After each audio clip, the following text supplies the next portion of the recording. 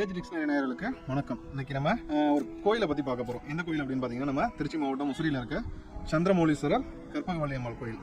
இது பார்த்தீங்கன்னா வர பிப்ரவரி 2ஆம் தேதி கோயில் கும்பாபிஷேகம் நடக்குது.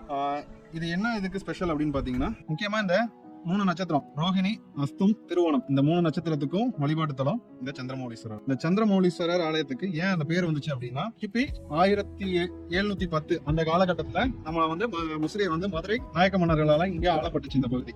அப்போ சொக்கநாத நாயக்கர் அப்படின்னு சொல்ற ஆண்டுட்டு இருந்தவர் தான் இந்த கோயிலுக்கு அந்த பேர் வச்சாரு. எதனால அப்படின்னா, இதுல பாத்தீங்கன்னா சந்திரனுக்கு சாப விமோச்சனம் வேண்டி இங்க முசிறியில இருக்க இந்த சந்திரமௌலீஸ்வரர், அதாவது 3ஆம் பிறைய தலையில வச்சிட்டு இருக்கிற சிவன் அந்த இதை வழிபட்டதுனால அவருக்கு சாப விமோச்சனம் கிடைச்சது. அதனால இந்த கோயிலுக்கு சந்திரமௌலீஸ்வரர் அப்படின்ற இந்த இறைவனுக்கு பெயர் வந்துச்சு. இது பாத்தீங்கன்னா வர்ற பிப்ரவரி 2ஆம் தேதி கும்பாபிஷேகம் நடக்குது. எல்லாரும் கலந்துக்கிட்டு இறையருள் பெறுமாறு கேட்டுக்கொள்கிறோம்.